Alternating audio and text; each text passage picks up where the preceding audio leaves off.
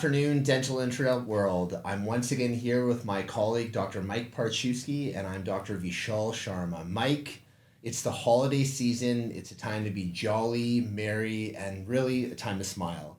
And that's a great intro for our guests who run this Smiling Company. So, Mike, will you be so kind as to introduce Courtney and Morgan to our listeners? Thanks, Vish. And just all our listeners out there, it's been a while. And we're back, we can say, and we've been busy lecturing all across the country, across North America. And so we're happy to be back hitting some episodes. And I think this is a great segue back into the live studio here with our next podcast, dealing with culture and HR. And today we have Courtney and Morgan from Smile & Co. They're an up-and-coming HR company that's dealing with trying to match dental colleagues into culturally fit atmospheres, environments, and dental offices. So with that, why don't we take it away, Vish? Do you want to feed forward on our first question on this amazing journey? That was a great summary of the company, by the way. I'm not sure if you were reading the masthead, but how you nailed that was absolutely fantastic. Courtney, how did Mike do with that introduction? I received very well, definitely. We had the privilege of meeting him, just like really talk about uncanny, like behind the scenes after one of your presentations, actually. So thank you. But yeah, I'd say that was pretty bang on. So thanks. Privilege is probably a gross exaggeration. But and so, Morgan, is there anything to add about that company? Like, obviously, we want to hear about why you started the company. Tell us about that. But why don't we start with that? Like, what's the genesis of this company? What's the motivation? What's the why around it? The whole reason that we named it Smiling Company was to put off more of a positive spin on it, so that when people think of us, they think of positive employees, positive culture. It stemmed from, I'm a mom of 3, and I was working full-time in a dental clinic, and when I went back after my 3rd, I just found that it was a stretch. It was challenging to keep up with the clinic schedule and give it my all there, and then go home and give it my all with my family. So I just realized that what I wanted was a more flexible schedule, so that I had something that I could coordinate with childcare, and make it easier, and also not be dragging myself to work and not putting in what I needed to put in while I was at work. And then on the flip side, I also had clinics calling me, asking me to come in and fill in for them. And again, I just felt like I was constantly saying no to them because I wasn't able to keep up with the schedule of my own family at the same time and my work schedule already. So that was kind of where the idea stemmed from. And then we started Smiling Company kind of just as a basic booking system. We had dental clinics calling or texting us trying to get just specifically temps in to begin with.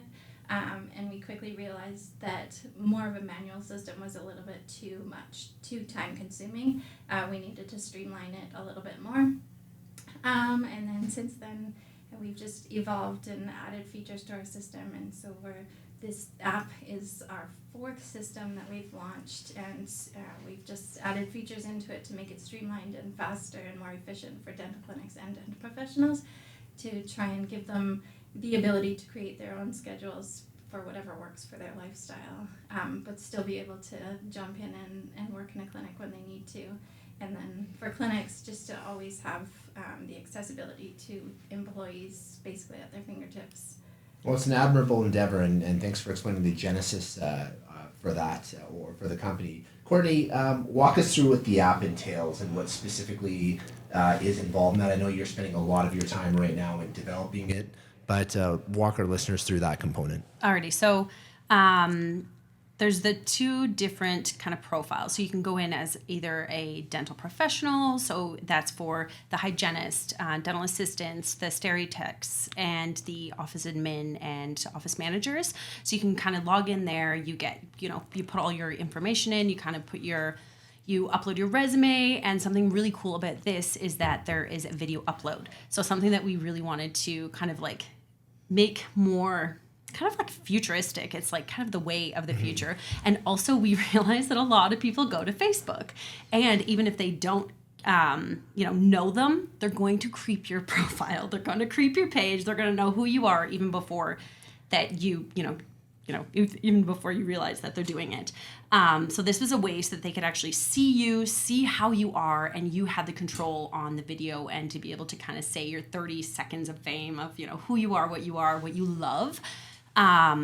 And we've got some amazing, obviously we couldn't share them. The person would have to apply to the position, but the videos that we get to see, some people CapCut, they're putting a lot of time, effort, and energy into them. And the people that aren't, it is very obvious as well, which goes in terms of it translates into when you're in your role. Are you going to show up? Are you going to put the time in? Are you going to put the effort in? And it shows right from these submissions, who's going to actually do it. Because a lot of our world now is tech oriented too. And you have to, even dental offices are doing, tech to pull in their audiences and captivate their teams, right? So it is nice when people are going on and they're actually showing their face. And then the nice thing about that too is that the dental professional has all of their information put on there first. So they've done all the work, they've front-loaded all the work for themselves. So and once that up and once it's been approved, now they have their profile. They can set kind of their parameters of their days that they would like. Any temp positions, they would go within 160 kilometer radius of their own location. They would get listings, and then the applicants would receive any job postings province-wide. And now from the dental office or the clinic side, they would sign in and they would put their location information in. They would put their basic details of their office, and then it's pretty simple on that side, just kind of the credit card in front, and they have a 7-day free trial, a little extra plug, then now they're able to go on and they can do either their permanent position, and we even have found some cool ways to be able to do it, because I know a lot of rural people are looking, so even without that 160 kilometer radius, anyways. But yeah, they can go on and do their temp positions, or they can go on and put their permanent hire positions in, and they can give the details, the parking information. So it's kind of, allowing more information for what they need, not only just the basics of things. They can write some full descriptions in there. And then when people apply to that, so they post it, it's literally within 30 seconds to a minute, you can have any posting out there, and it now gets to all the people within that kind of profile radius. And then as they apply, it's also instantaneous, that they can look through and see their submissions, see the uploads, the resumes. And then there's also a chat system in there as well. So it's really cool, because now it takes, puts the onus on, the office and the clinic to be able to do it. Because I know, when there's a hygienist trying to get a position in, I think part of that culture that we've lost is that the office doesn't even know who's coming in. They've somebody else has filled that position. So instantly they're coming in there, and now they actually have spoken to typically the office manager or somebody in, the front staff, an admin staff, so that they're welcomed in on a different level when they actually know the person that they've been chatting with. Yeah. And so, is there going to be a future component where you have the offices submitting a video as to what the offices We have literally, that is 100%. There's so much in the works. Just even since it's launched, there's a huge amount of things, literally in the next couple months, that are going to be all integrated. We've actually had offices request themselves if they can add in a video introduction, because they want to show people what their offices are about and how good their team is, and which is positive, because from the temp standpoint, they have no idea who they're coming into, and so just to have that video introduction of the team and what the office looks like is just beneficial for their day coming in, or even just their drive to go into someone's office, just to know what the atmosphere is, whether it's a positive atmosphere, what the teammates are like, all of that. I can see that familiarity being really important, especially going in, for the first time for one day of work. Mike's big into culture. He's got a fantastic culture here. I'd be really interested to see, though, your 30-second video as a prospective employee. We could probably take the clip from How Not to Do the New Patient Exam I'd be interested. So if we have some time at the end of this presentation, we're going to record Mike and get him a profile, and we're going to see how many offers you get. So let's say, for example, that Mike, is not an employee, but he's looking to utilize this project, this app. What are some of the current issues that dental employers are facing right now? Obviously, the first one, of course, is going to be a labor shortage. But what other ones do you see? I would say Morgan, because we were going over this in detail, and Morgan sees a ton because she really has that background of dealing with the offices firsthand. Yeah. So first and foremost is the labor shortage. I mean, there's a nationwide labor shortage at the moment. And then also there was a lot of dental professionals who have just completely left the industry, which has kind of left clinics in a pinch where they're scrambling for staff. They're taking whoever's available, which again, that kind of leads into what the next issue that they face is overall morale. So if you have a team, if you're down a team member, then the rest of your team is either picking up that slack or you're hiring someone who is maybe not the best fit for your clinic. So in itself brings down team morale and culture. Because people are upset that they're having to pick up the slack for the whole team when they could just hire someone else. Maybe the whole team doesn't realize that it's just not that easy to just hire someone to come in and help out. And so that's probably one of the biggest things is just keeping the team together and keeping them motivated to put their best care out for your patients. One thing that we have run into is that because they're being offered positions from other clinics, they're being, I guess, headhunted from other clinics, being offered better opportunities, better wages, more benefits. People are having a hard time keeping their staff just based on that because they are getting these offers elsewhere. They have the ability to ask for higher wages, ask for benefits, ask for a more flexible schedule.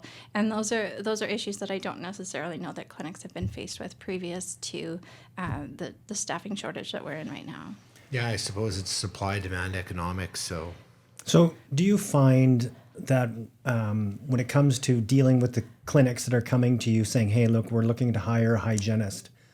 One of the things that we had talked about when we met in Edmonton was the ability to address the current office's status and say to the office, okay, look, you're looking for somebody. What's your current culture like? We've got some workshops. We got some things to help you guys. Let's get the culture in the office strong. So you're bringing somebody into a strong team as opposed to hiring somebody to fix the culture. Let's get that culture fixed first. And that's what I liked in your message was a lot of strong emphasis on helping the people that are looking to also feed a positive energy, but also for the people that are in the job market too. If they're coming forward, like if they're recording their video, how do you look professional? How do you look approachable? What things can you do to be a better applicant? And that's what really hit home with me. So tell me a little bit about your solution that you've got and how it sort of helps the teams to build that on either side of the fence, that culture angle. Mm-hmm. So I would say that something that we're even working on and developing and just even using our social platforms for is we've been in the grind. We've been doing it. I'm still in the grind. But I think one of the best things that you can do is ownership and accountability. So if the ownership and the accountability is coming from the staff member going in, so even when you're in a temping role, you still have to show up and it's ultimately the patient at the end of the day is going to take on all the energy from everything that's happening, and they can feel it. So it's doing from the office standpoint, it's not doing your patients a service when the culture sucks. Really, right? So when people don't feel, empowered, when they don't feel like they're getting, treated fairly, when it's just they come in and they just have to hustle hard and there's just, people that don't want to help outside of just their what their role is, and it's both sides. And I think it's so much accountability and ownership and just what we get to kind of show up and showcase. And I'm the one that will go in and no matter what, it is my goal to win over everybody in that office. I'm like, I win over everybody. So I'm like, it's my personality, but it's also just, I think it's, it's experience. And I want my experience to be good. When I'm going in there, I want to have a good day. I don't want to leave feeling like crap and that when you leave your mark, and I just think everybody, this industry could all rise. Everybody's in the grind day in and day out. And I've mentioned my boss who I was with for 8 years before, and we just had such a good thing going, and just life, my husband has a Achilles tendon rupture and huge stuff that's happened in our life. COVID happened.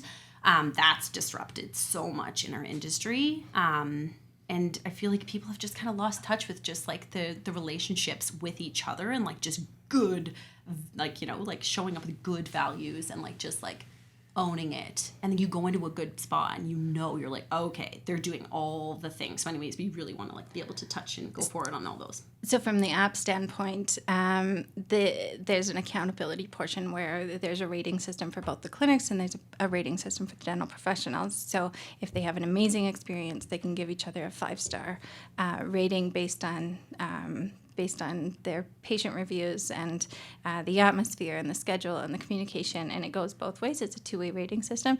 But we also have, I suppose, a bit of a passion project where we are out there to promote positivity and just the more morale and culture that you can have within your clinic, the more positive experience you're going to have at work for the whole team. If everybody has more of a positive outlook and is jumping in to help out, then it just promotes the morale within the office and makes people want to be there a lot more. Yeah, and I think speaking in that realm, one of the areas that has changed a lot has been the temp, right? The temporary hygienist. There's more temporary hygienists, I think, now than ever before. Many hygienists are getting burned out and are looking for, cutting their schedules, shortened schedules, and needing a little bit more flexibility, and families and everything else. People are looking for that. And also there was a big exit of several hygienists through COVID. So one of the things that we see is in the temporary world, you get temps that come in and let's say aren't treated the greatest, don't have the greatest experience. They're put in a room with a pile of boxes and said, this is your room, or here's your bucket of instruments.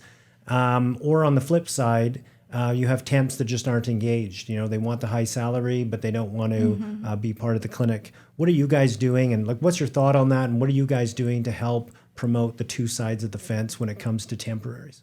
Again, so as a dental hygienist, it speaks to my heart because I have worked in a long-term office, but then also with my husband's injury, I lived outside of Calgary, and so it was too much. It just was I was forced to stay home, and then COVID hit. And all of a sudden you're the highest risk of aerosol transmission, and you're not knowing when you're going to go back. And you also kind of get you're oh, okay, it's actually kind of nice not being in the hygiene world for a little while. And then it was really hard to get back in because now all of a sudden you're okay, what am I getting myself into here? Is this worth it? Our rules, everything changed. And, oftentimes it can be hard to take on change. And I feel as a dental hygienist, there's a lot of things that are the exact same day in and day out, right? So all of a sudden, boom, your whole world's flipped upside down. Now all of a sudden there's all the rules of, COVID, if you're sick, or then naturally, if your children are sick, and you're taking on all these different, kind of, just logistics of life and work. And now you've got all this guilt if you can't go in and work that day, and you're, having to fill your own shifts and do all your own things. So it was very, very stressful. And so therefore temping just made sense, right? I'm I don't have to have a set schedule. I don't have to have anything. It was you could just kind of pick and choose your schedule. And often you could kind of pick and choose your rate too, right? Because you knew that you were able to go in and you could be helpful, but then you also, I kind of had the clinics that I really did too, that I was consistent with, because then I knew their systems, I knew the people. It is so hard going as a hygienist, or I assume as in any role coming in, they do not greet you. They do not meet you with, I don't even think sometimes it's you get a hello. They will not stop to look at you. You have to try to find all your own things. You get the crappiest instruments.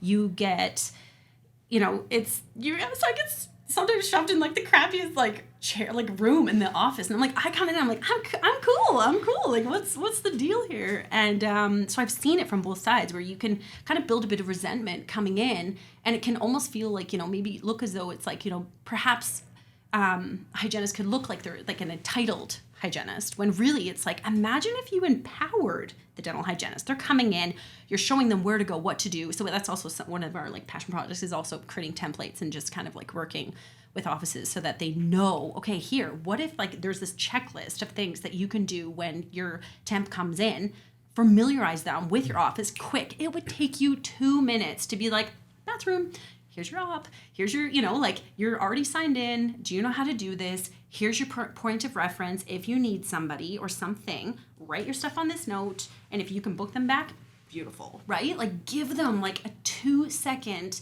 review on what your expectations are, instead of just assuming that they're going to know because, and it's, so then you kind of get your back. They literally do. They have their backs up going in, because they're like, they don't care about me anyways, and I'm here to help. And so just like, what if you just shifted it and they knew that you were like, thank you so much. Naturally, instantly, they're going to be like, you're welcome. And they're going to like do more. They're going to be more productive. They're going to do, they might write down a little bit of a treatment plan, the warp, like you might have a little bit more like just kind of like rapport and relationship. The dentists do not give you the time of day when you go in as a dental hygienist. And you're covered now more than ever. So you've really lost that touch point, that personal connection. And it is so hard, because I want to be like, pull my mask down, hey, But anyways, yeah. So there's a lot of passion, like it is like, we're going to fight for this one, for both sides. Do you guys have an onboarding process for temps? So we tend to stick with temps when we're using temps. We stick to ones that we've used before, typically. And we have a good pool of those temps, and so we have a good relationship. On the flip side, though, our goal is that when we know we have a temp coming in, then we will usually have them come in early. So if we're scheduled with patients at 7:30, then we're going to say your shift starts at 7, right? So we don't want to say, hey, you're coming in at 7:30, and then they're not prepared. So we say, hey, you know what? This is where your first patient is. We'd like you in at this time. We'll pay you from that time you start. Yeah. And listen, there's going to be somebody there that's going to direct you. And we do have, like, typically Anne will take them around and introduce them to everybody, where everything is, where they can store their stuff, where to go for lunch, where the bathrooms are. Yep. And so we do that. But I do like the idea of a checklist. And the other thing I thought was a great idea was to just have something in the room for them, like a quick reference sheet. You could just have a reference sheet that has the information of what they need to know. Maybe it's a login for Dentrix, whatever they need to be able to just make their day easier. Quick instructions on X-ray. You can put it in a laminate sheet that you can wipe down, and then they've got it as a reference. I think would be handy. It's interesting, Courtney, that you walk through sort of the psychology and the challenges of coming into temp. So at our office in Bankers, we have a long-standing policy. We've actually never brought on a temp. So, you've heard, obviously, you referenced warp. So we've got such a methodology to our greetings, the way things are run, the sequence of it, how we want to do our recalls, even our checkout process, that we never found that it would be fair to sort of bring someone else in. And, you can't offer the same level of service if you've had a lot of training when you're just coming in. I can appreciate that. So, but the other office that's underneath my purview that I don't work at, but we oversee the management of, they do consistently. And as they were going through that, I was making a mental note on all the things, like we have an onboarding process, but we don't have a temp onboarding process. Yeah. So, I will tell you, it's been a positive aspect from us on not bringing in temps, but from a financial component, sometimes it's really challenging. Especially when you're busy, you lose a day of production, and if you're bonusing the team on monthly production, like they feel it as well if they're getting close. And there's certainly been some months where we've had, Omicron or COVID or whatever contagious disease Mike brings to the office kind of go through the entire office, and we've lost some days. But yeah, certainly a lot to think about and unravel from that perspective. So we discussed the hygienist. Similar challenges then for assisting and admin?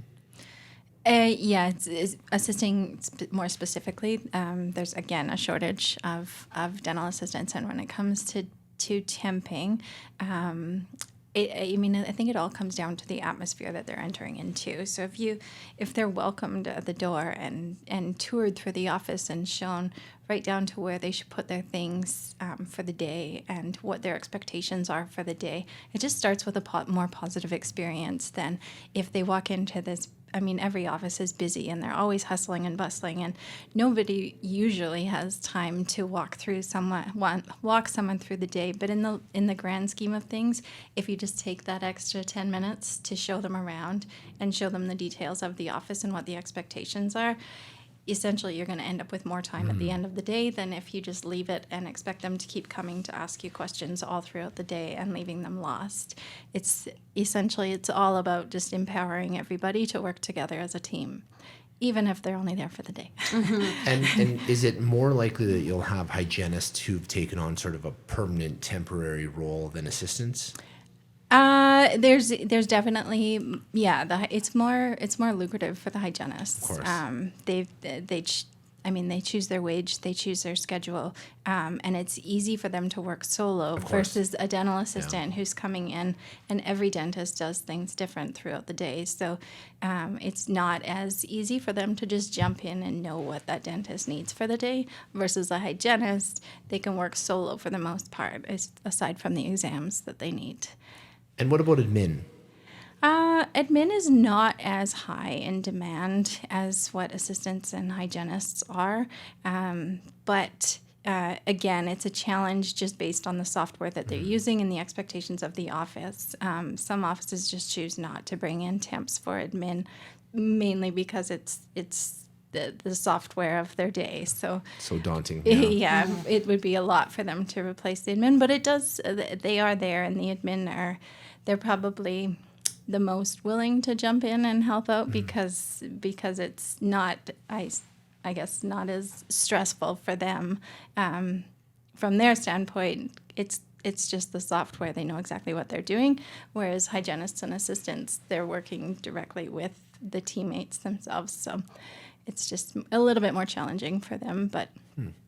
Stop kicking me, Mike. I'll ask the question. Mike wants to know if there's an opportunity for dentists to work in this capacity as well. So I think I know the answer, but he kicked me like 3 times. So I get it. That's something that we are adding in the near future. With the launch of the app last month, we just wanted to work out all the kinks and make sure everything was functioning the way we needed it to function. And then we will be adding associates in within the next month or 2 is the plan. Be interesting to see how that goes. The industry has just changed immensely, and I think Courtney hit it on the head that COVID really, I don't know if it sped up or accelerated some of those changes that were naturally happening in society, and I'm sure what we're seeing in dentistry, well, I know obviously it's mimicked in a lot of other industries as well, but it does speak to sort of building that culture and attracting the right person where you can find a mutual fit. So elaborate on that aspect. Like, what else are you engaging in with your educational platform? Like, are there other avenues that you're looking to build upon outside of just sort of teaching offices or explaining to them that they have to establish a positive culture and find people that then fit that culture? We're doing it on both sides, and I think it's needed on both sides. I think there's a pretty large divide between the clinics and the employees, and so to be able to educate them more on the clinic standpoint as well as educating the clinics on the employees' standpoint, I think will bridge the gap a little bit more. And so that's kind of the basis of it, but. There's so much more to it. You can hyper-focus on individual things that happen throughout the day, and you could basically create a course specifically on just how to communicate today, or how to be professional, or resume building. So we even have like some templates, but we are actually working on like some more like digital, kind of more like, like things that people can like purchase digitally, right? So that it's like digital courses and things like that, so that there's some easy accessible things, but then to like be able to elaborate on those, we've got like multiple things in the works, just from presentations to some of the digital workshops and digital books, and then a few kind of collaborations as well. We've been invited to Cologne next spring, and a few different things like that. And I was actually thinking something popped up for PDC about introducing a PDC as a host. I was like, I wonder if Dr. Mike is speaking. I could introduce you. Yeah. Invited to the wine night, So yeah, we'll both be there. Actually. Oh, really? Yeah, Mike's speaking on AI. So once you won't have to have those temporary dentists coming in, because one day Mike's just going to be a computer with probably a way better personality and better jokes than you and I could ever tell. But we'll get an AI to watch all of our podcasts, and they'll be an expert. Right? You're getting really high views. Yeah. One of the important things I also think with the education side is the new grads, right? If we can get new grads up to speed on culture, what happens in clinics, the real day-to-day, how to deal with dispersonality, talking with different types of patients, even for some of those team members that just don't have a lot of speaking abilities. If you can help them, not be so closed in and be able to be more, let's say you're even like a Toastmaster type of course to get them to be more personable and be more outspoken when they're normally, that wasn't their thing. So I think taking people out of their disc profiles and into, be more of a chameleon with their personalities would be really important for them to come into a dynamic office with such an array of staff, an array of people, how to deal with the different personalities and how to be a part of it. Like just leadership, I think fundamentals for new grads would be amazing. Because often that's what it's about. Like that admin person, you can teach them the computer systems, but you can't teach them to be the face of your clinic, right? They've got to be that. And so they can learn how to come out and develop and learn the skills to broaden their personalities. And then you can train the hard skills, the stuff like this computer software, how to log in, all these things. But it's really about getting, I think, the people that are coming into the industry into the right culture mindset, right? Such a timely company and such a timely idea, and I love the fact that you're bringing a technological angle to a long-standing issue and problem and aspect that needs to be addressed in dentistry. So kudos to both of you for that. We've already addressed a couple of the things that are going to be coming down the pipeline. Sounds like a lot. What are you most excited for 2024? One thing. I'm like, I don't know. I feel like perhaps even like, I don't know if it's like too early to say with like poetic. We have to now. This is the best time to say I'm like, I wasn't sure where you were going with that. Let's just say that there's even just the app itself is going to like just evolve. There's just so much that we've taken on, just so much. It's already quite an elevated, very slick, very, very easy to use app. And it just is going to get better, and it's just going to make things even better for people. And we have something cool in the works for that. But anyways, I know it's too soon. That's a very cryptic answer. Stay tuned. Well, it's not too soon to announce that we'll be at PDC. Maybe that would be the excitement of 2024 that we're all looking forward to. I just had my flights booked this week, actually. It's coming out quickly. Yeah, it is. Fantastic. So if someone wants more information, obviously the website is one such avenue. Is there another avenue? Is that the best place to get all the information about the company and how to utilize these services? Yeah, I feel like we're pretty big on social media right now too. I feel like even just on Instagram, we're just kind of taking at smile-and-company, but you spell out and, so smile dash. The middle dash, that one. That's a lot.